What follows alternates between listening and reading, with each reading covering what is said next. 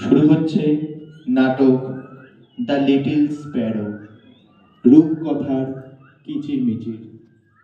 নাট্যকার অনামিকা ভট্টাচার্য, নির্দেশনা দীপ ভৌমিক। এই নাটকের আর্থিক সহায়তা করেছেন সঙ্গীত নাটক একাডেমি। শুরু হচ্ছে নাটক দ্য লিটল স্প্যারো, রূপকথার কিচিরমিচির।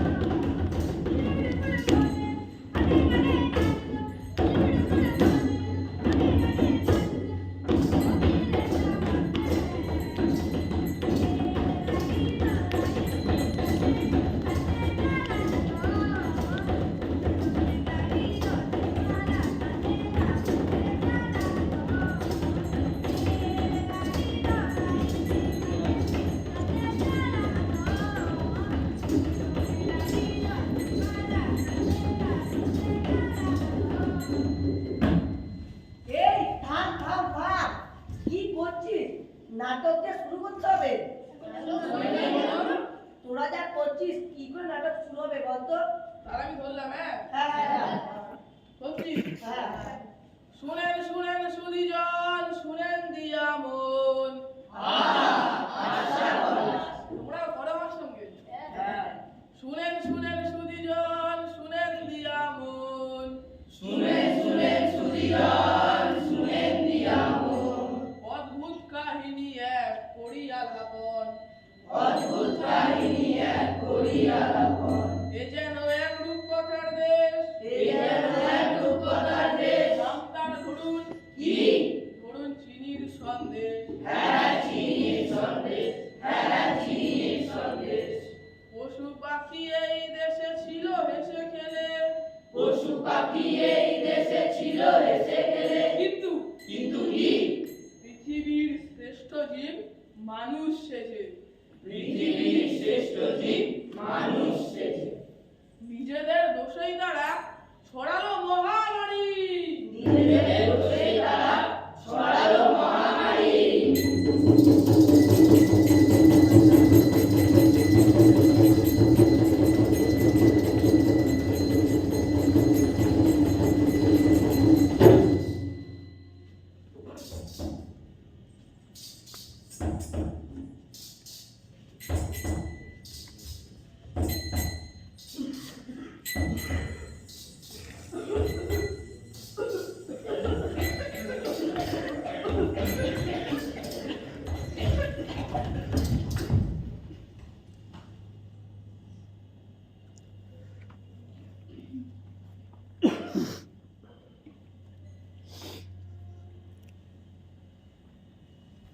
চা নেবেন?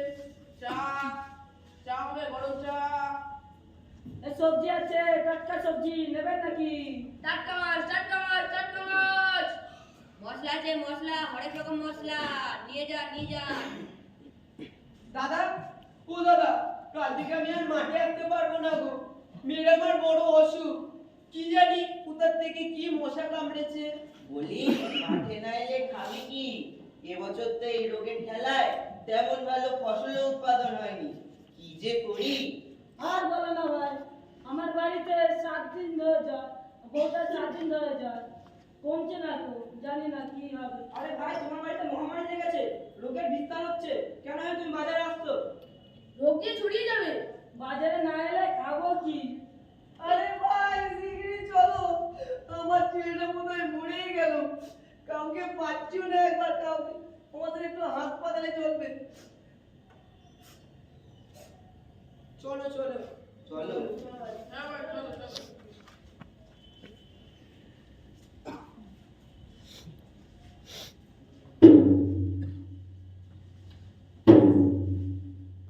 সকল দেশবাসীকে জানানো হচ্ছে যে এই চন্দ্র রাজ্যে ডেঙ্গু, ম্যালেরিয়া, কলেরা, প্লেগ রোগ দেখা দিয়েছে, ভয়ঙ্কর মহামারী দেখা দিয়েছে। তাই রাজ্যবাসীকে সতর্কতা থাকার জন্য জানানো যাচ্ছে। এদেশে মহামারী কলেরা ডেঙ্গুতে গোটা রাজ্য ছড়িয়ে গেছে, কিন্তু তাতে তাদের কোনো অর্জন নেই। এদেশের মহামন্ত্রী অঙ্গম চমচারে না করে ফেললেন তিনি হঠাৎ একা কাম। এদেশের মহামন্ত্রী অঙ্গম চমচারে না করে ফেললেন তিনি হঠাৎ একা কাম। প্রেস মিডিয়া ডেকে তিনি বললেন কথা কি যে, প্রেস মিডিয়া ডেকে তিনি বললেন কথা কি যে, ও ভদ্র মহাদয় ও মহিলাগণ, তা আপনারাই শুনে নিন নিজে, তা আপনারাই শুনে নিন নিজে, তা আপনারাই শুনে নিন নিজে, তা আপনারাই শুনে নিন নিজে, তা আপনারাই শুনে নিন নিজে। দেশে মহামারীর প্রকোপ দিনে দিনে বেড়ে চলেছে। তা কি করে কমানো যায় তার একটা উপায় আমরা এত দিন ধরে খুঁজে খুঁজে পেয়েছি। হ্যাঁ, খুঁজে খুঁজে পেয়েছি।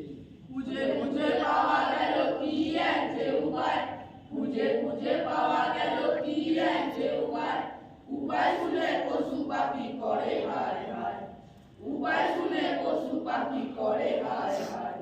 মহামারী কমাতে চিকিৎসা না করে, মহামারী কমাতে চিকিৎসা না করে বলে মন্ত্রী মহাশয়, যত পারো পশু পাখি মারো ধরে ধরে, যত পারো পশু পাখি মারো ধরে ধরে, আহা মারো ধরে ধরে। আজকে বিশেষ খবর, মন্ত্রী অঙ্গম চক একটি প্রেস মিটে জানিয়েছেন যে এই দেশে মহামারীর জন্য দায়ী মশা, মাছি ও ইঁদুর। এদের ধরে মারতে পারলে এদের সংকট মিটে যাবে।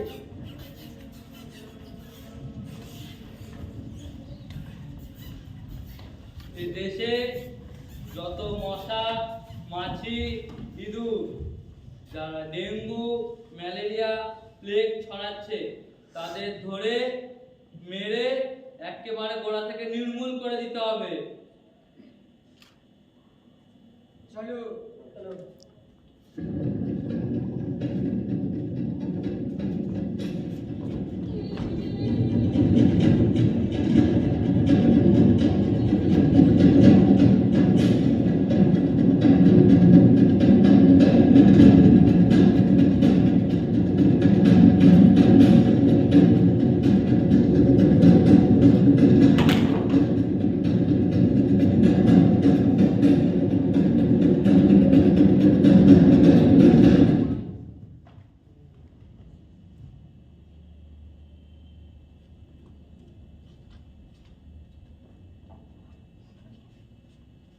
মশা শেষ।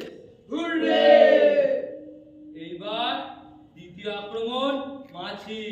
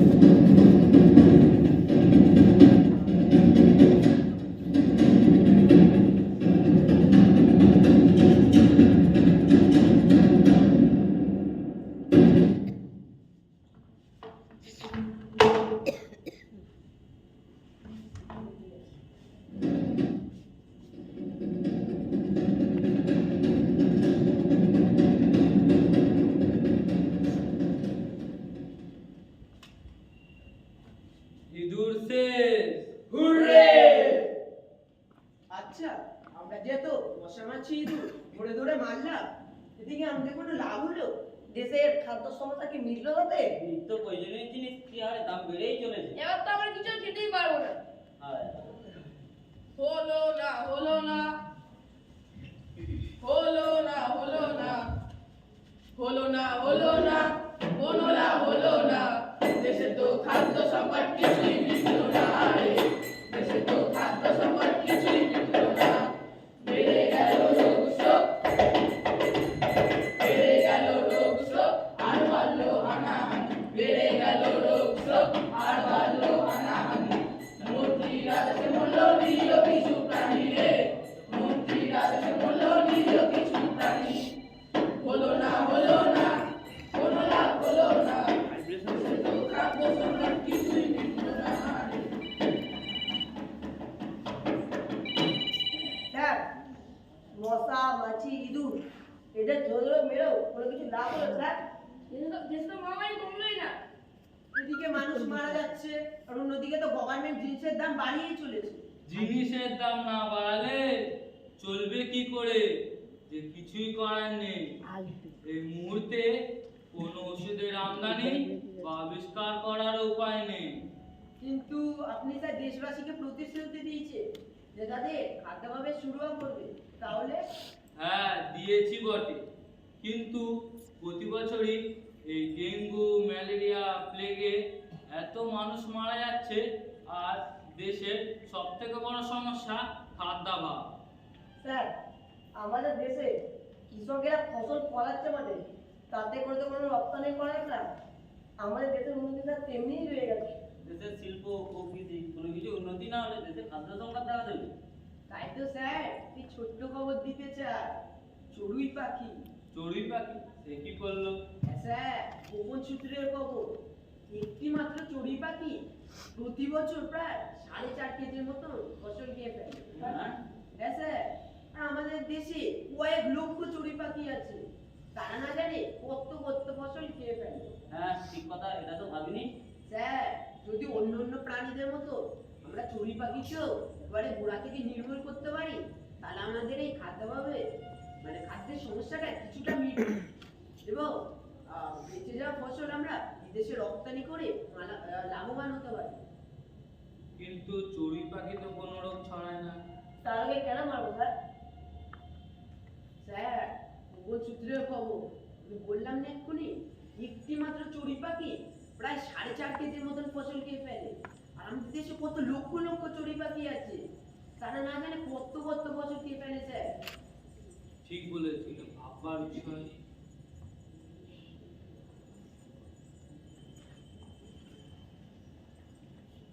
ইউরেকা, পেয়েছি পেয়েছি।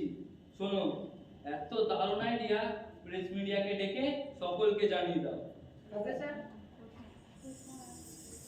হ্যালো কালপান নিউজ, হ্যালো 13 ঘন্টা, হ্যালো বিবি বাংলা, হ্যালো।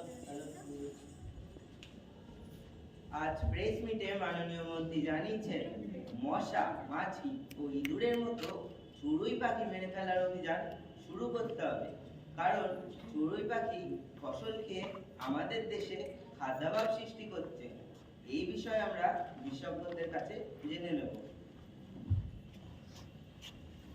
না না, এই চড়ুই পাখি মেরে ফেলাই উচিত।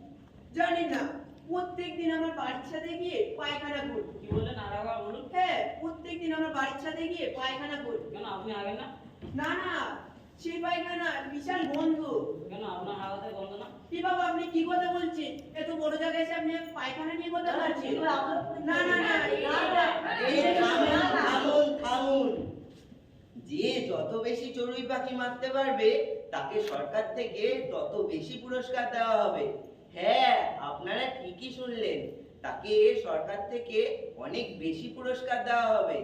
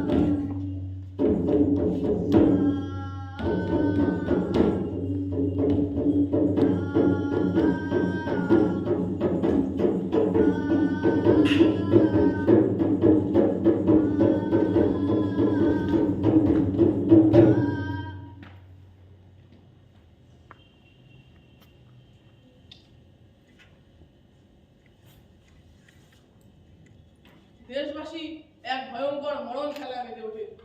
শিশু থেকে বৃদ্ধ সকলেই মারতে থাকে এই চার প্রজাতির জীবকে। কিন্তু চড়ুই পাখি মারার তাদের একটা নেশা হয়ে ওঠে, কারণ ইঁদুর মশা মাছির মতো এরা লুকিয়ে থাকতে পারে না। তাই এদেরকে মেরে মানুষ নৃশংস আনন্দ করতে থাকে, যা দরিদ্রীকেও ছাড়ে না।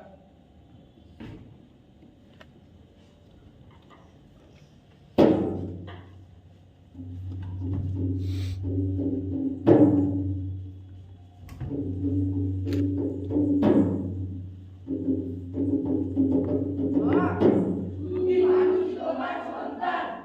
আমরা তোমার কেউ নই। কি মরণ খেলায় মেতেছে ওরা। আমরা লোক সরাই বলে মেরে ফেলছে আমাদের। নিজেরা কোনো বিকল্প ব্যবস্থা নিতে পারে না, আমাদের উপর অত্যাচার করে। আমরা এরা পারছি না মা, আমাদের জাতিকে প্রায় শেষ করে ফেলেছে, কারণ আমরা ফসল খেয়ে ফেলেছি। বেঁচে থাকতে গেলে তো খাদ্যের প্রয়োজন না।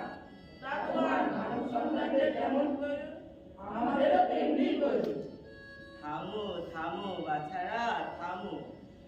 মনুষ্য জাতি পৃথিবীর শ্রেষ্ঠ জীব, তবে তারা যে নৃশংসতায় লিপ্ত হয়েছে, আজকাল তো তাদের নিজেদেরই ক্ষতি হচ্ছে। তারা জানে না এই ভুলের মাসুল তাদেরকেই গুনতে হবে। কিভাবে? আমি পঙ্গপালের দলকে পাঠাবো। তোমাদেরকে ওরা এই নৃশংসভাবে হত্যা করেছে, তার প্রতিশোধ নিতে। আমি প্রকৃতি, আমার নিয়মের বিরুদ্ধে গেলে শাস্তি তো পেতেই হবে, তাই ওরাও শাস্তি পাবে। ব্যাঙ পোকামাকড় খেয়ে তার জীবন ধারণ করে, ব্যাঙকে খায় সাপ, সাপকে খায় ঈগল। এইভাবেই তো তৈরি হয় খাদ্য শৃঙ্খল। আর এর মধ্যে যদি কোনো একটি প্রাণীর অভাব ঘটে, তাহলে তো খাদ্য শৃঙ্খলের বিঘ্ন ঘটবে, আর আমি আমার ভয়ঙ্কর রূপ ধারণ করব। তাই চীনের সন্দেশ প্রদেশের মানুষেরা তারা নিজেদের ভুল নিজেরাই প্রত্যক্ষ করবে।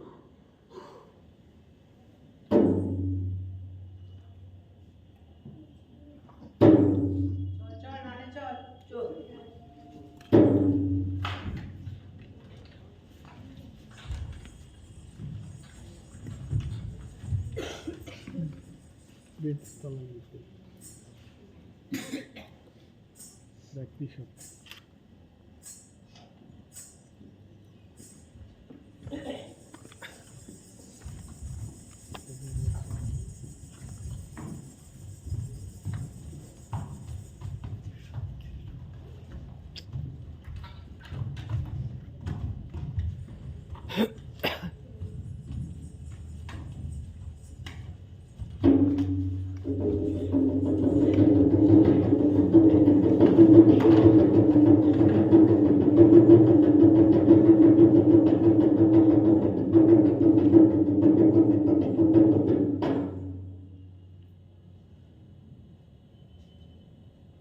এদেশের মানুষ স্বপ্নেও ভাবতে পারেনি এত বড় দুর্যোগ নেমে আসবে তাদের ভাগ্যে।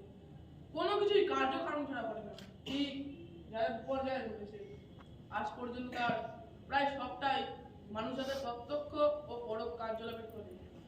অঙ্গম শ্রমের মতো অনেক নেতা আছে যারা ভবিষ্যতে চিন্তা না করে এমন কিছু সিদ্ধান্তে আসে যাতে ক্ষতি ছাড়া ভালো কিছুই হয় না। তাই তো আজ আমরা মৃত্যু বিবেচনা হৃদয়ে মৃত্যুঞ্জয় সামিল হই। তাই আজকাল আমাদের এই ধ্বংসের কারণ আমরাই। তাহলে কবে কবে কবে ভাববো আমরা বাকি প্রাণীদের কথা? কবে ভাববো আমরা বাকি প্রাণীদের কথা? কবে ভাববো আমরা বাকি প্রাণীদের কথা? কবে ভাববো আমরা বাকি প্রাণীদের কথা? কবে ভাববো আমরা বাকি প্রাণীদের কথা? কবে ভাববো আমরা বাকি প্রাণীদের কথা? কবে ভাববো আমরা বাকি প্রাণীদের কথা? কবে ভাববো আমরা বাকি প্রাণীদের কথা? কবে ভাববো আমরা বাকি প্রাণীদের কথা? কবে ভাববো আমরা বাকি প্রাণীদের কথা? কবে ভাববো আমরা বাকি প্রাণীদের কথা? তাহলে কবে কবে ভাববো আমরা বাকি প্রাণীদের কথা?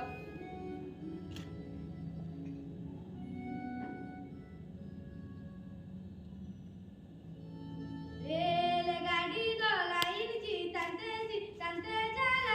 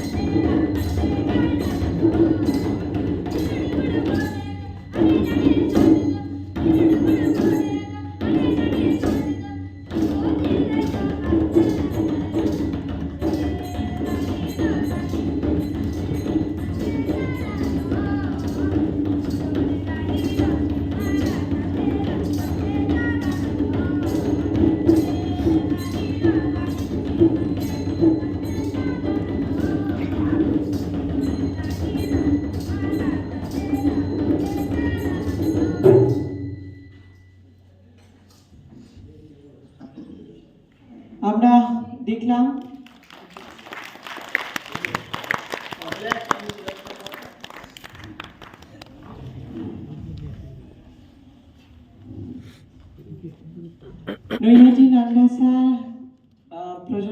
প্রযোজিত এবং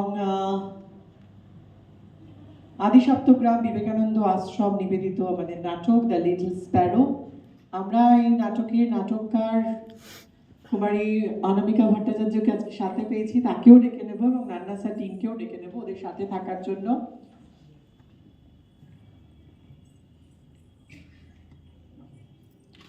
আর আমাদের বিশেষ অতিথি শ্রীমতী শান্তা মৌলিক মহাশয়কে ডাকবো। ইন্টার আদিসপ্তগ্রাম টিম, ডিরেক্টর, নাটককার সবাইকে একসাথে ফেসিলিটেট করার জন্য শান্তাদিকে একটু মঞ্চে উপরে আসার জন্য অনুরোধ করবো। একটা লম্বা টিম, একটু জায়গা একটু হেল্প করো।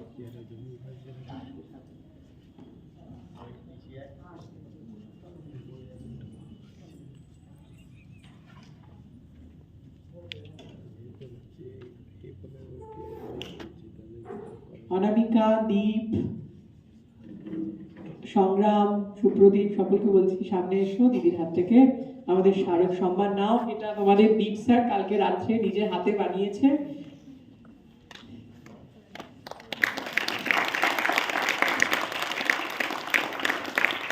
অশেষ ধন্যবাদ শান্তাদিকে। আমরা দেখলাম দ্য লিটল স্প্যারো।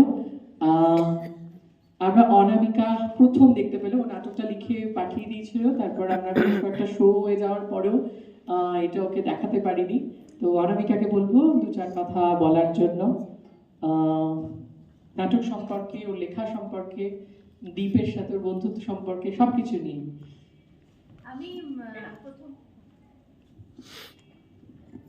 আমি প্রথম রেফারেন্সটা পেয়েছিলাম, এই গল্পটার রেফারেন্সটা পেয়েছিলাম দীপের কাছ থেকে। দীপ আমাকে পাঠালো এবং আমি লিখলাম নাটকটা, কিন্তু সেটা যে এইভাবে হবে আমি ভাবতে পারিনি। প্রথমত খুব সামান্য কয়েকটা জিনিস এবং ওরা খুব ভালোভাবে কাজটা করতে পেরেছে, কয়েকটা জিনিস সহযোগে এত সুন্দর একটা উপস্থাপনা আমার খুব ভালো লেগেছে। আপনাদেরও যদি ভালো লেগে থাকে আপনারাও একটু আপনাদের সকলকে বলবেন যাতে পুরো হলটা ভরিয়ে দিতে পারে। বাস এইটুকু কথাই, তাহলে ওদেরও খুব ভালো লাগবে এবং আমাদেরও ভালো লাগবে, আপনাদেরও ভালো লাগবে। এটাই মানে আপনাদের সকলের কাছে চাওয়া। আর ওরা খুব ভালো কাজ করেছিস তোরা, আমার খুব ভালো লেগেছে। ধন্যবাদ অনামিকাকে, অনেক ধন্যবাদ। আমি ওকে বলেছিলাম, ও নাটকটা লিখে দিয়েছিল, তো আজকেও এসছে, তার জন্য আমি খুবই আনন্দিত। আরেকটা কথা, আজকে এই নাটকটা করতে গিয়েও বেশ কিছু সমস্যার সম্মুখীন আমরা হয়েছি। ওদের অনেকেরই পরীক্ষা চলছে, তো হয়তো আজকে ওদেরকে আমরা পেতাম না। তো ওদের আশ্রমের যত কমিটি মেম্বার তারা সবাই মানে আপত্তি করেছে, ওদেরকে বলেছে, বারণ করেছে, কিন্তু ওরা নিজেরা সাথে এসেছে। ওদের জন্য একটা হাত তালি। অবশ্যই ওরা আজকে একা একা সবাই মিলে চলে এসেছে, যে আজকে নাটকটা, যেহেতু নাটক আছে তাই শো মাস্ট গো অন, সেই কথা মাথায় রেখে ওরা চলে এসেছে। তো আরো দুজন আসতে পারেনি, তাই জন্য হয়তো মিউজিক্যাল পার্টের দিকটা একটু খামতি ছিল। তো সকলের সাথে আগে পরিচয়টা করিয়ে দিই। আমার নাম রাহুল সরেন। আমার নাম অয়ন পাল। শুভদীপ সরেন, সংগ্রাম মজুমদার, নিলয় দাস, রোহিত রাও, শুভ রাও, সৃজন কিশোর, শান্তনু মাইতি, সুপ্রদীপ ঠাকুর, লক্ষ্মীকান্ত মুর্মু, জোয়ান, দেবজিৎ লক্ষ্মী, শুভজিৎ মালিক, সত্যনারায়ণ বর্মন, রূপম দুর্লভ।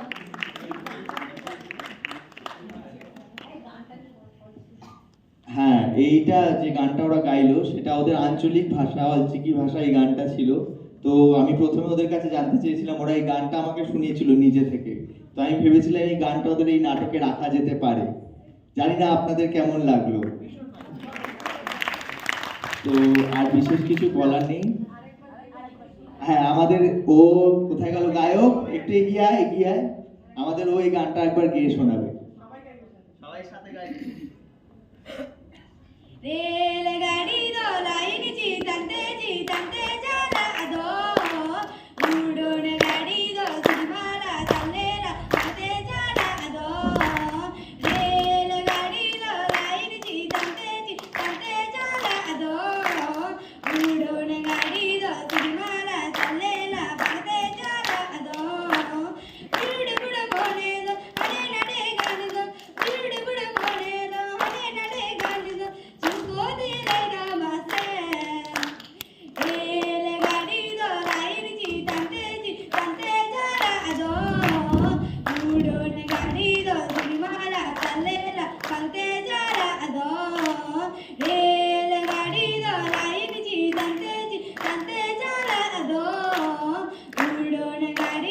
সিরিমালা চলে না কান্তে চলা দম।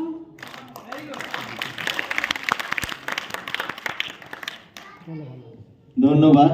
ওদের এই প্রতি বছরই ওদের সঙ্গে আমরা এই নাটকটা মানে ওদের সাথে আমরা সারা বছর ধরে যুক্ত থাকি এবং প্রতি বছরই নতুন নতুন নাটক করি। তো এবছরে এইটি নাটক আরো অনেক শো হলে হয়তো নাটকটা আরো অনেক উন্নতি করবে, এই কামনাই রাখি। আমরা আবার পরের অনুষ্ঠানে ফিরে যাব, আজকে অনেক অনুষ্ঠান রয়েছে। থ্যাংক ইউ অনামিকাকে, থ্যাংক ইউ দীপকে, থ্যাংক ইউ আদি সপ্তগ্রামের সকলকে, কচিকাচাদের। তোমরা ফ্রেশ হয়ে নাও, তারপরে মঞ্চের সামনে চলে এসো, আরো নাটক দেখতে হবে। এরপরে আপনারা নৃত্য অনুষ্ঠান দেখবেন, আমাদের ছোটদের রঙ্গসেনার সদস্যা প্রার্থনার একটি সাঁওতাল নৃত্য। এইগুলো